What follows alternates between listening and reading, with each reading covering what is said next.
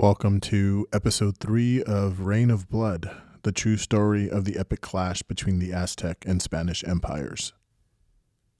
What you're about to hear is part 2 of the rise of the Machica, and I highly recommend listening to episode 2 first if you haven't already, because we discuss the origins of the Machica, and we chart their rise from a group of barbaric nomads to legitimacy in the Aztec world.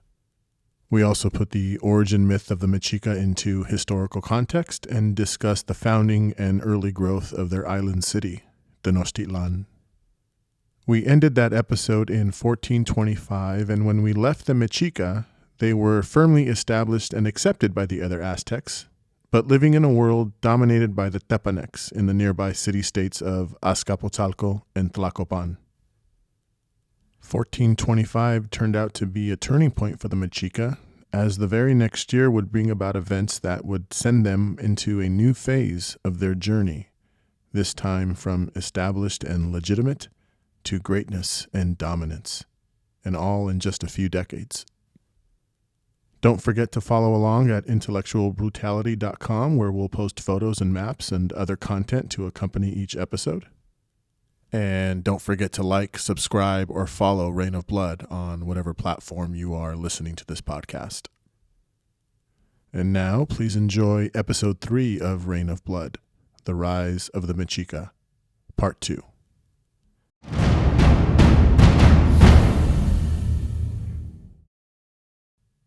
Every good story has a turning point. When you're writing a script for a movie, there are a few different turning points, in fact, that you have to build into the story. There's the inciting incident that disrupts the hero's world. There's the break into Act 2, which sends the hero on a journey that he probably wasn't expecting to go on. There's the midpoint when things start to look up for the hero, and then there's the break into Act 3 when the hero looks like he's going to be defeated. And then there's always a final battle or confrontation of some kind where the hero prevails. In our story of the rise of the Machica, there have been quite a few turning points already, as we covered in episode 2. But the major turning point, the one that set them on a trajectory that would see them dominate the world around them, came in 1426. They had entrenched themselves as important allies of the dominant Tepanecs, as they carved out a place in the current power structure based in the two Tepanec cities of Tlacopan and Azcapotzalco, over on the western shore of the lake. Though they were allies, they still paid some sort of tribute to the Tepanecs, as did most of the other cities in the lake region. But there was one group of Aztecs who were able to maintain a degree of independence from the Tepanec Empire, and that was the Acolhua over on the eastern shore of the lake in and around the city of Texcoco. Over time, they had grown to rival the Tepanecs in wealth and prestige, and inevitably a war broke out between the two. The Machica remained loyal vassals of the Tepanec kings, and their soldiers helped them to defeat Texcoco in a major war, sending the Acolhua royal family into exile and bringing Texcoco formally into the Tepanec tribute system. But in 1426, not long after that war concluded, something happened that shook up the whole power structure. The Tepanec Emperor, Nezahualcoyotl, died suddenly, and a succession crisis ensued. The heir apparent was a guy by the name of Nezahualcoyotl, and the Machica and the Acolhua in Texcoco and the other city-states all lined up to recognize him as the new emperor. But Nezahualcoyotl's son, Moctezuma, had his own ideas. Moctezuma seized the throne in a coup and demanded the other Aztecs recognize him as the rightful emperor, but the other Aztecs didn't. The Acolhua especially saw this as an opportunity to exact some revenge and reestablish their independence. The city of Huexocinco, one of the cities outside the Valley of Mexico that was a part of this Tepanec Empire and will feature later in the story, they also declined to recognize Moctezuma. This put the Machica in a real tough spot. They were Tepanec allies and had the most to benefit from the continuation of the Tepanec Empire, but Moctezuma was not the rightful emperor in their eyes. On the other hand, they weren't all that excited about the Acolhua over on the eastern shore of the lake getting any stronger either. in a sign that the Tepanecs may have been weakening in the eyes of the Mexica at this time, and also of the growing confidence on the part of the leaders in Tenochtitlan, the Mexica king at the time, Chimalmapoca, made the fateful decision that the Mexica weren't going to recognize Maxtla. Not long after making this decision, Chimalmapoca dies mysteriously, and there's some evidence to suggest that Maxtla had him assassinated.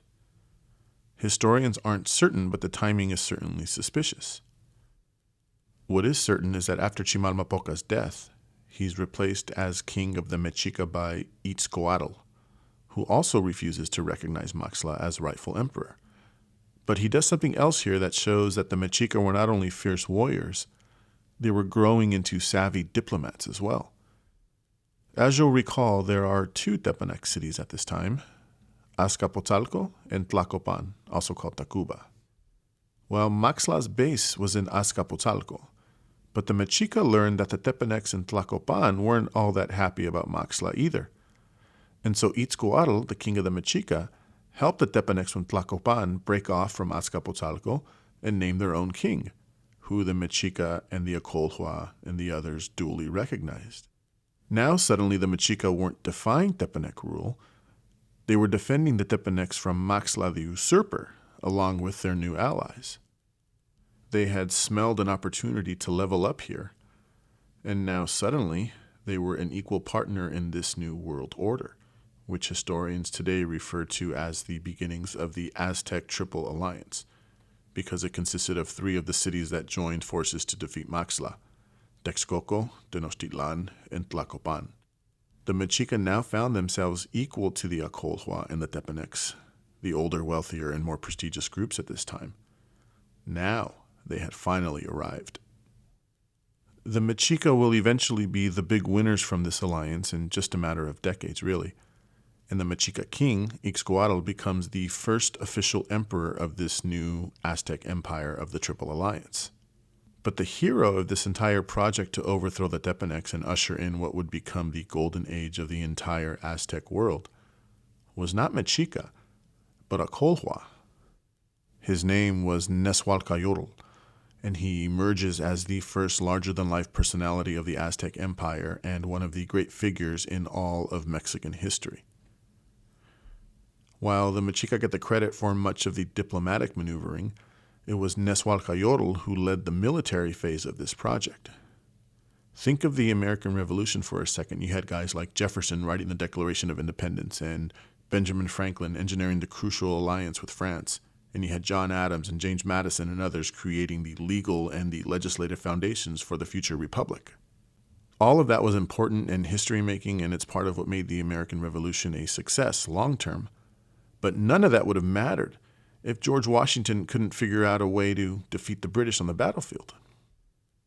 Similarly, all of the Machica maneuvering and scheming would have been for naught if they and their allies proved unable to defeat the formidable Tepanec armies loyal to Maxtla and actually conquer and occupy Azcapotzalco. This immense task was left to Nezahualcoyotl, and it was no small feat. He first had to rally all the other city-states to agree to raise their armies to overthrow Maxtla, and then he had to convince them to put those armies under his command, which is never an easy thing to do, even amongst allies. I mean, think about World War II for a second, just 70 years ago. There have been few alliances in history that were as strong and as close and as integrated as the British and the Americans were in World War II.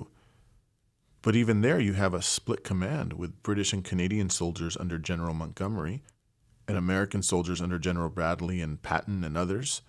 And they're each sort of operating in different sectors and have related but different objectives. And there was lots of political infighting at the top about who got what resources and who was going to achieve which objective. While for the Aztecs, remember, they're not very famous for getting along at this time. Some of these city-states are just years removed from fighting each other. The Machica army had recently helped the Tepanecs crush the Acolhua.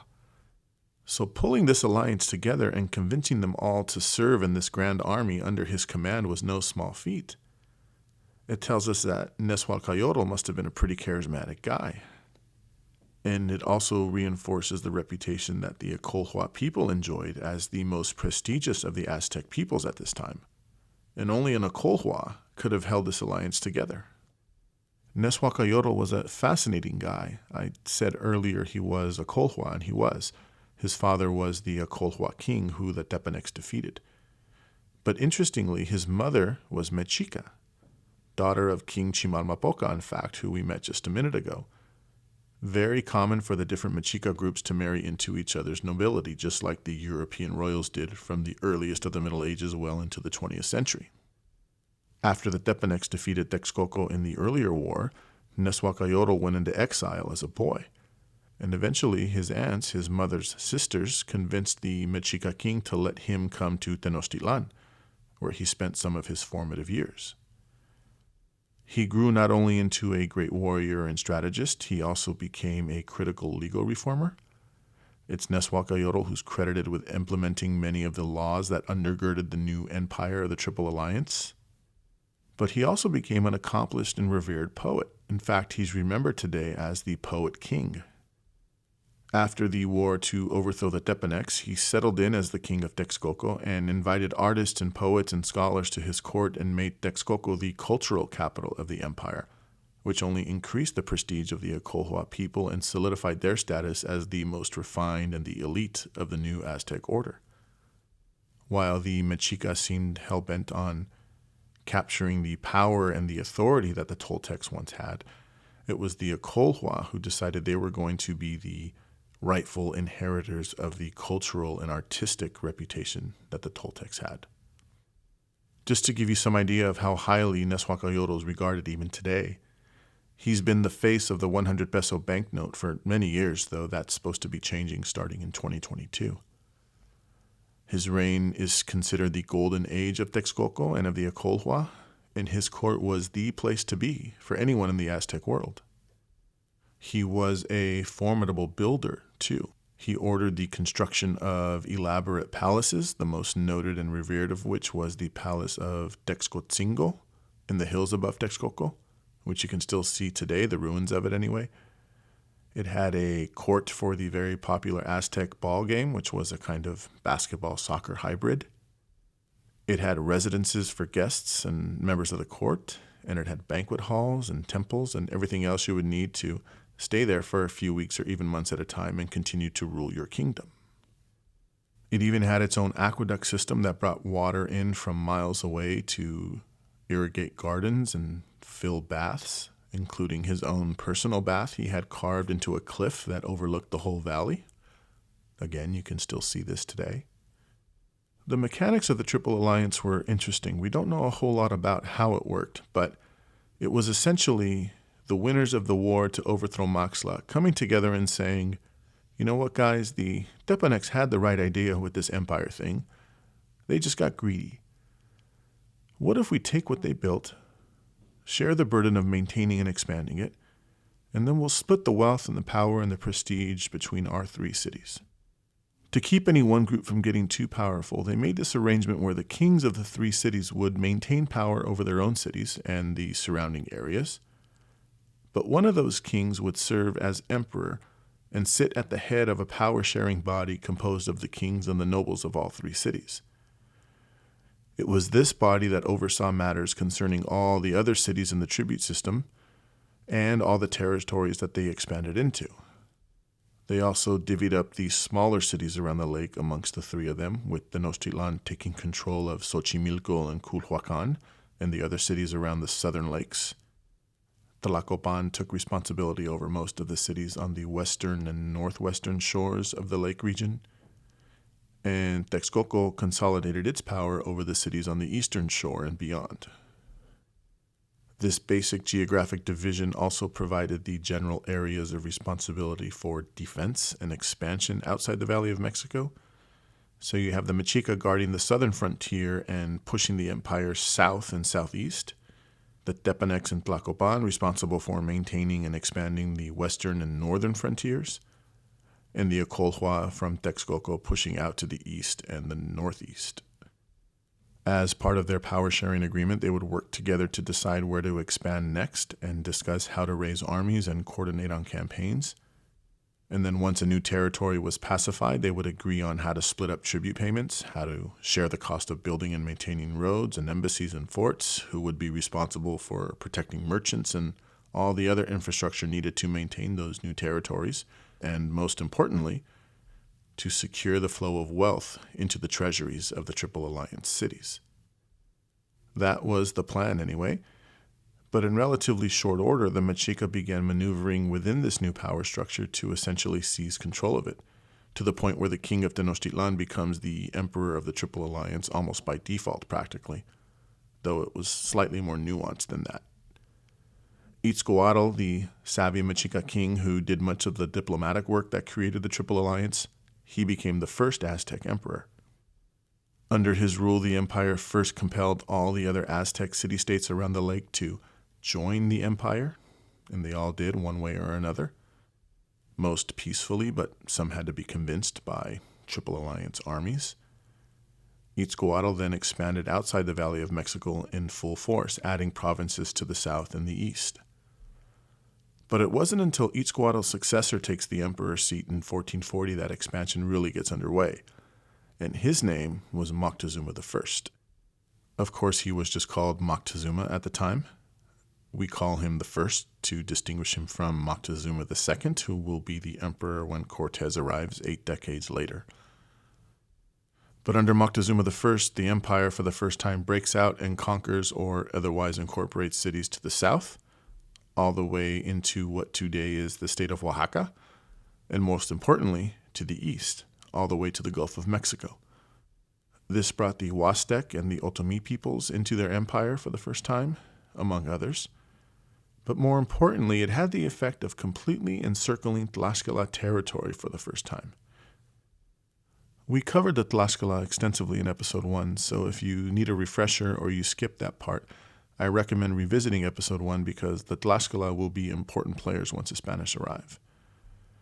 Just as a quick aside, Moctezuma I gets a ton of credit for this early phase of expansion, and he deserves it. But he doesn't do it alone. Nezahualcoyotl is still very much in the picture at this time. He never becomes emperor, and we don't know why. He certainly could have if he wanted it, but instead he chooses to remain king of Texcoco, and he holds that crown until he dies in 1472. This means he's on the throne in Texcoco through 3 emperors of the Triple Alliance, all of them Machica. And you better believe he's very much in the room and intricately involved with this early phase of expansion of the Triple Alliance. He didn't just go off to his palaces and write poetry after defeating the Tepanecs. It seems to me he operated much more like an old mafia don, sitting back with his wine and his tomatoes while the younger underboss runs the day-to-day operations. But nothing happens in the Aztec Empire without him knowing about it and probably approving it, even if just tacitly. And it wasn't just the military or political affairs of the empire that he was involved in. One later historian called Texcoco the Athens of the Western world under Nezahualcoyotl because of all those artists and scholars and intellectuals he brought to Texcoco to be part of his court. So, for example, when it came time for the Machica to design and build that 10-mile-long dam to separate the freshwater around Tenochtitlan from the salty water on the eastern half of the lake, they turned to Texcoco and Nezahualcoyotl to help them design it. After Moctezuma I came Emperor Axayacatl, who brought more provinces to the east into the empire, and then turned his attention west. Around the same time that Nezahualcoyotl dies in 1472, Axayacatl led armies that took territory immediately west of the Valley of Mexico, pushing out the Tarascans who retreated back to their territory around their capital of Tzintzuntzan. Axayacatl then decided the time was ripe to launch a full-scale invasion of the Tarascan Empire, and his army of 30,000 soldiers was met by a Tarascan force of 50,000 plus, and the Machica-led armies were thoroughly routed. It's been estimated that over 90% of Axayacatl's Aztec army was lost. Many killed, but many more likely captured and used for human sacrifice. It was such a complete defeat that Aztec armies would never again get into so much as a skirmish with the Tarascans, essentially fixing the western border of the empire on the frontier between the Aztec and Tarascan territories. After Axayacatl came Emperor Tizoc, who added little new territory to the empire and was assassinated for this and other failings after just a few years. Then came Emperor Ahuitzotl, the younger brother of Axayacatl and Tizoc, and the grandson of Emperors Ixcoatl on one side and Moctezuma I on the other side. Ahuitzotl reigned over what some historians call the Golden Age of the Machica. It's unclear when he was born, but he rises up through the military and is first and foremost remembered as a great general, perhaps the greatest Aztec general ever. He pushes the borders of the empire out to its greatest extent, especially to the south and southwest, all the way to the Pacific coast, and to the east where his armies began to encroach on the frontier with the Mayan world for the first time. He also, for the first time, brought parts of Central America formally into the Aztec sphere. He then took a pause from expansion and focused resources on solidifying the frontier with the Tarascan. They built forts and decided to populate the area around those forts with Aztec citizens relocated from the Valley of Mexico. And lastly, he completed the encirclement and the isolation of the Tlaxcala by conquering everybody else around them. But while they would never completely subjugate the Tlaxcala, Ahuitzotl does begin the first of what came to be known as Flower Wars, which were interesting. We alluded to these back in episode 1, how the Aztecs went to war to conquer and to expand, but also to capture prisoners on the battlefield for human sacrifice. These Flower Wars became one of the primary ways prisoners were attained. They were regularly scheduled affairs, often set before big annual or seasonal feasts and holidays where sacrifices were a big part of the festivities. They were often coordinated in advance with rules discussed ahead of time between the two city-states that were going to go to war. How many soldiers they would each bring, where it would take place, almost like 50 street gangs in the movies negotiating what weapons would be used at the next rumble. These Flower Wars were designed almost exclusively for each side to acquire prisoners. And there's speculation by some historians that the Aztecs may have left the Tlaxcalans unconquered deliberately so they could conduct these Flower Wars periodically to essentially harvest bodies for sacrifice. This arrangement would have worked well for the Tlaxcalan as well. Again, somewhat speculative, but it makes sense if you apply some twisted logic. What we know for sure is that Ahuitzotl fixed the final border with the Tlaxcala, and then turned around and conducted a series of wars against them that don't appear to have been designed to conquer them. So, you be the judge on this matter. Back home, Ahuitzotl was just as busy. He oversaw a massive expansion and modernization of Tenochtitlan.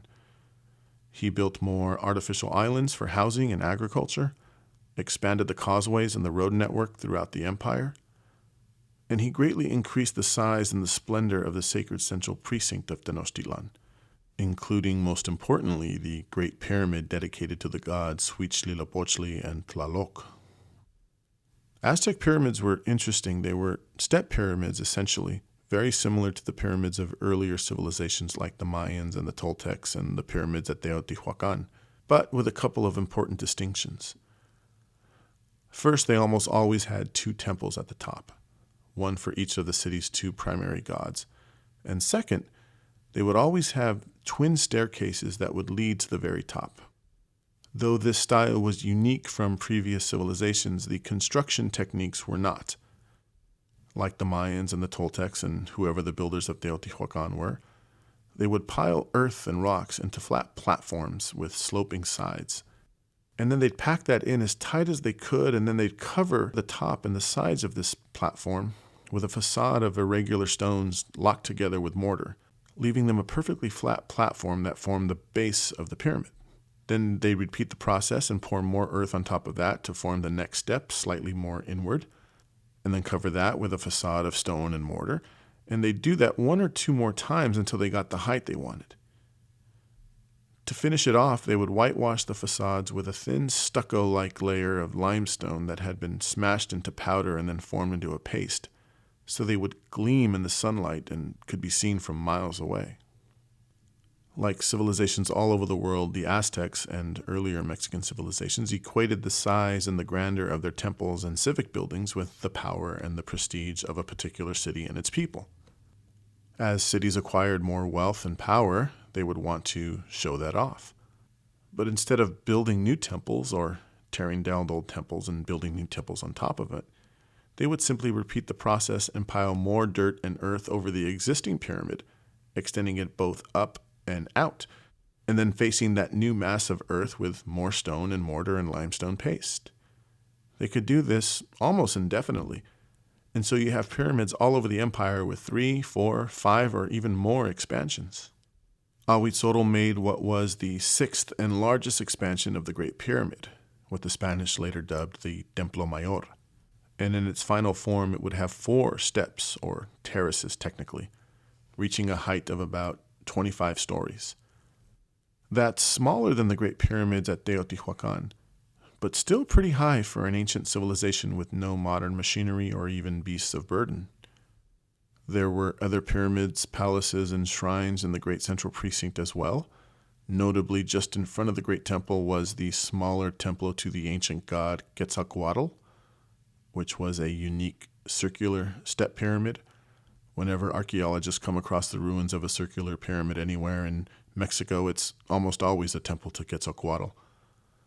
This prestigious placement of the circular pyramid directly in front of the Templo Mayor tells us how important Quetzalcoatl still was to the Aztecs, particularly the Machica. Acolhua's expansion of the central precinct was massive. When it was completed, it covered an area the equivalent of 20 football fields or so, with as many as 80 temples and shrines and palaces and other monuments. There are lots of great models and renderings of the sacred central precinct available with a simple Google search, and we'll put some on the blog post for this episode at intellectualbrutality.com.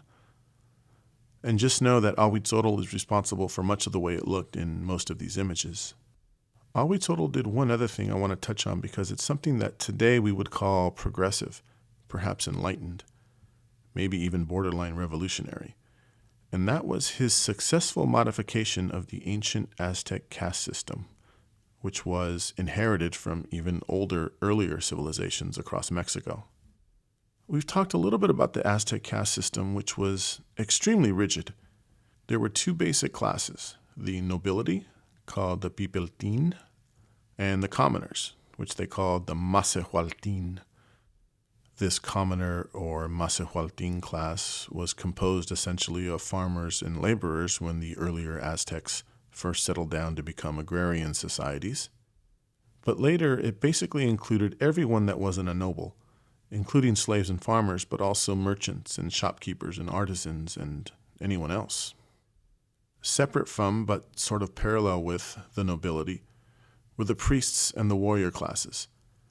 They weren't their own castes exactly, because they were made up of both nobility and commoners, and so they functioned more like factions than classes, and they were constantly vying for influence at court and with the people in the public square. So in the army, for example, the generals and the officers were almost always Pipiltin, nobility, and the rank-and-file soldiers were almost always commoners, or Nezahualcoyotl.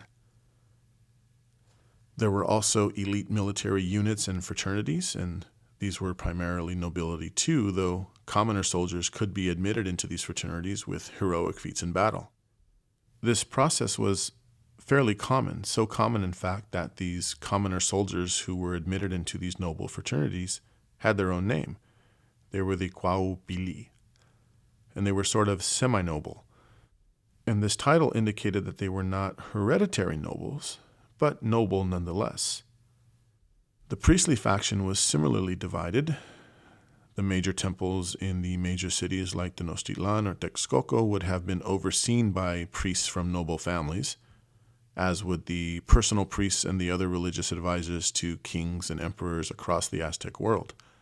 But the priests that ran the temples and shrines and did the other religious duties out in the smaller towns and provinces or on the outskirts of the major altepets would not have been considered noble necessarily. There was almost no social mobility between these classes except for the case of the military Quaupili, as we alluded to. But even then, a commoner soldier would have to basically become a hero on the level of Hector or Achilles to stand a chance at being invited into the nobility. And even then it was rare, and often any noble privileges they were granted didn't pass on to their children. Well, Acolhua decided it was time for a change. Under his orders, the nobility opens up and starts admitting merchants, who the Machica called Pochteca, into the club, at least the really successful ones. This says a couple things to me. First, it shows how powerful the Pozteca merchants had become by the late 1400s.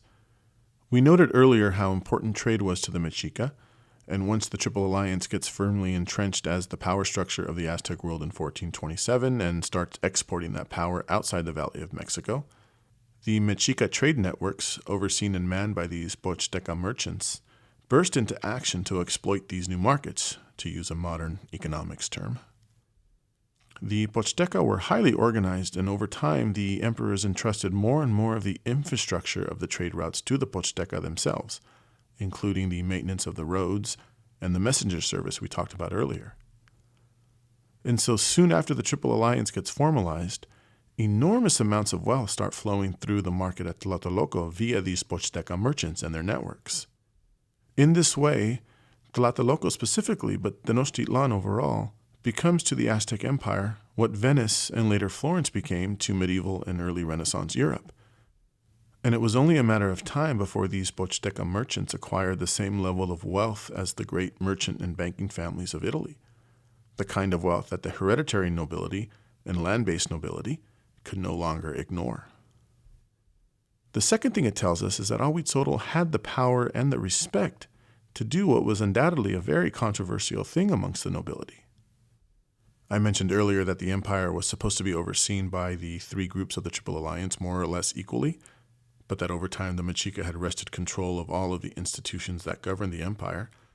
Well, Acolhua is the final piece in that puzzle, and by the time he dies in 1502, this is a Machica empire in just about every way that matters. But while he pretty much had complete control of the empire, he seems to have kept the spirit of the Triple Alliance alive, and the Tepanecs and the Acolhua don't appear to have been too bothered by the Machica becoming the first amongst equals under the reign of Acolhua.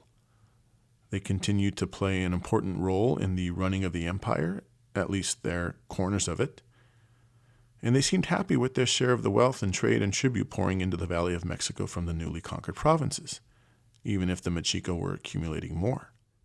And so this suggests that Acolhua felt confident and secure enough to make a bold move like shaking up the caste system, something that was sure to have upset the nobles, including his own Machica nobles. Now, we don't know why he opened up the nobility. Was he a genuinely enlightened reformer who saw the immorality and the injustice of the caste system? Or was this a reward to the Pozteca merchants who had made the empire so wealthy? Was it a way to dilute the power of the nobility and fill it with more people who would be loyal to him? Kind of like the way Caesar expanded the Senate, or the way regimes today pack the courts and their parliaments to dilute the influence of the opposition? Perhaps the Pozteca were getting too powerful and this was a way to subdue them somewhat. We don't know. His motivation has been lost to history. As pure speculation, I would offer that, given the other things we know about Acolhua's reign, it's likely that he was a genuine reformer. Tweaking the caste system means taking on the powerful nobles who have never, anywhere in history, willingly opened themselves up to the lower orders. Those kinds of revolutionary changes have almost always come only after tremendous upheaval. And the fact that in Acolhua we get not only the development, or at least the formalization of something like an authentic middle class, we also get real, albeit limited, social mobility. And that's pretty remarkable to me. Again, think about what's going on in the rest of the world at this time. You have caste systems, either in name or in practice. Virtually everywhere there's a highly developed civilization in the 1400s. From the feudal kingdoms in Europe to the Muslim caliphates in North Africa and the Middle East, to India, China, you name it. There are clear noble and commoner classes everywhere. And so I think it's more than a little significant that Acolhua is doing something pretty revolutionary, not only for Aztec civilization, but for civilization in general.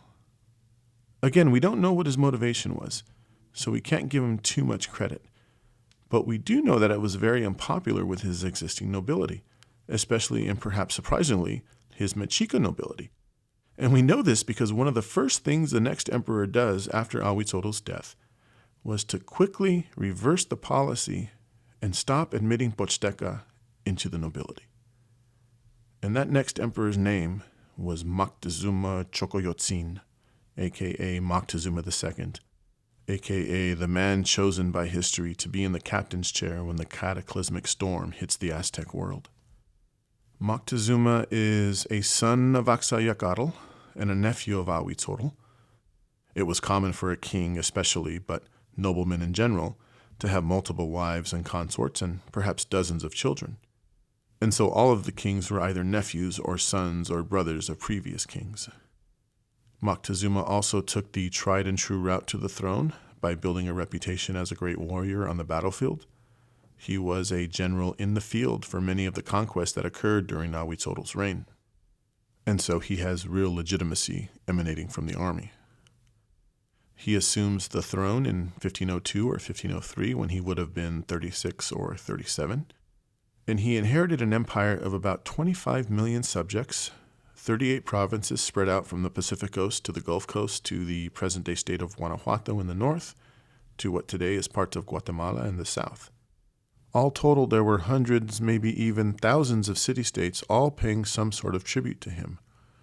And those that weren't were being exploited by Pochteca merchants almost certainly. He added some territory to the empire as emperor, but he didn't expand its frontiers all that much, at least not relative to the size of the empire that he inherited. His reign focused on consolidating the gains that Ahuitzotl made, which followed a common pattern where one emperor would add large amounts of territory and push the empire's borders out in one or two or more directions, and then the next emperor would focus on filling in the gaps, squashing any rebellions by the newly conquered people, and focus resources on establishing embassies and garrisons and ensuring the new provinces were integrated into the trade networks and, perhaps most importantly, the tax and tribute system. Moctezuma II is this latter kind of consolidator emperor, and his goal seems to have been from the get-go to squeeze every ounce of wealth from the empire that he could for the exclusive benefit of the Mechica. He made it very clear, very quickly, that the Machica were now not only the first amongst equals, but the masters of the Aztec world. As we mentioned, he almost immediately ended the policy that allowed the Pochteca merchants and others to rise into the nobility. But he also eliminated the Cuaupili, which was that much older policy we mentioned a minute ago that let warriors who showed heroism in battle join the nobility. He then set about remaking the court and the administration of the empire in his own image. But instead of doing it with competence and savvy and by currying favor with his allies and spreading the wealth like Ahuitzotl did successfully, he decided it would be quicker and more effective to simply instill fear in the nobility, including in his own Mechica nobles. Like something out of Stalin's or Saddam Hussein's playbook, he went about purging every one of Ahuitzotl's counselors and advisors, his priests, his ambassadors, anybody that was loyal to Ahuitzotl at one point, and he replaced them with his own loyalists. He then went further and declared that all of the important offices and positions that governed the empire would be reserved for the Mechica hereditary nobility only. And then he sacked or even killed any Tepanec or Acolhua official that refused to resign. To use a modern analogy, it's probably fair to call Moctezuma II the Mechica first emperor. Out in the imperial provinces, he was equally ruthless, crushing rebellions when they popped up, beefing up garrisons along the frontier and at strategic crossroads, and sending out armies of tax collectors to suck their subject city-states dry in the form of tribute or trade concessions. He also continued the wars against the Tlaxcala and others and may have even increased their frequency. This seems very likely because he drastically increased the number and frequency of human sacrifices from what was common under Ahuitzotl II. And so he would have needed massive amounts of prisoners from wars to fill the quotas his priests now required. The takeaway here is that Moctezuma II is not a very popular guy, not inside the Valley of Mexico beyond his palace walls in Tenochtitlan, and not across the empire. Under Moctezuma II, the Machica seemed to have burned any goodwill or respect that Ahuitzotl spent his reign building, and they seemed absolutely okay with that. This is Moctezuma and his allies within the Mechica nobility saying they've been the underdogs long enough. and they were the wealthiest and most powerful city-state, and they saw no need to act like they were equal partners with the rest of the cities in the Valley of Mexico.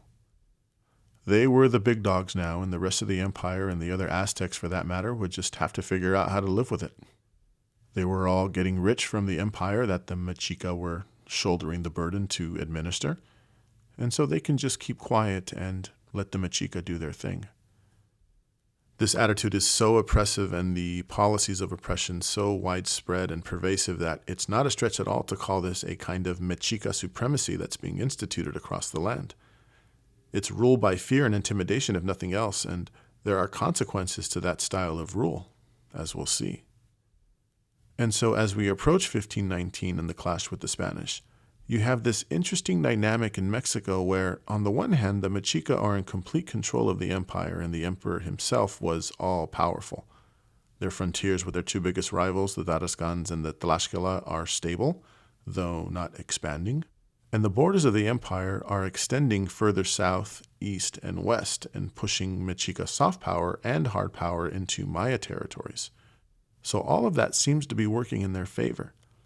But because of the way the Machica under Moctezuma II have flexed that power, their control is in many ways fragile because it relied on fear and oppression as its primary tactics.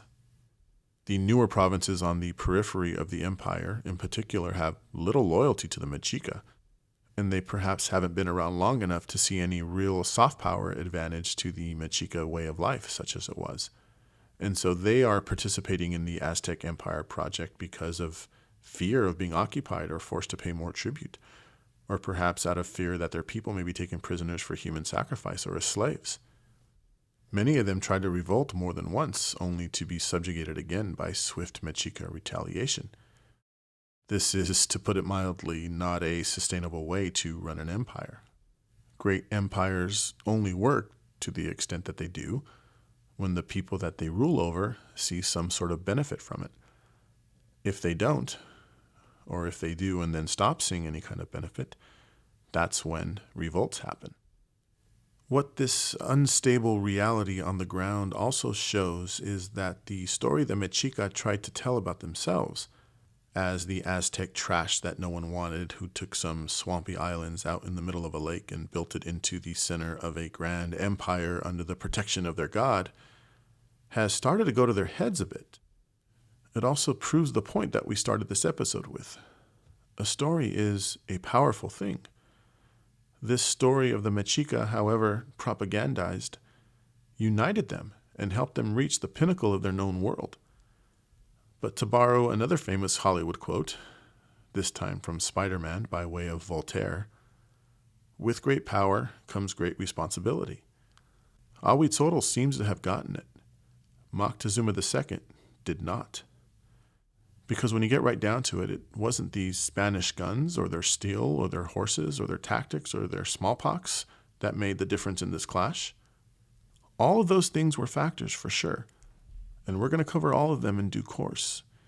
But it was a series of what to us, 5 centuries removed, looked like absolutely massive tactical and strategic blunders made by the Machica, both during the events of the conquest itself and during the events leading up to the arrival of the Spanish. It was a literal comedy of errors every step of the way, particularly in the initial phases of this thing that doomed Aztec civilization. So that's it for the Machica and the story of how they came to dominate the Aztec world. This also completes the picture of Mexico on the eve of the events of the conquest. In episode 3, we'll place the final pieces on our chessboard as we introduce the Spanish characters to this story, who are busy building an empire of their own in the Caribbean as Moctezuma II consolidates his hold on the Mexican mainland. As we'll see, the Spanish, like the Aztecs, are not one homogeneous group of people. They too have a fractured history composed of separate rival tribes who have only very recently been united under one ruler, one god, and an appetite for wealth and land and glory that would dwarf even the insatiable Machica. Episode 4 will be out soon.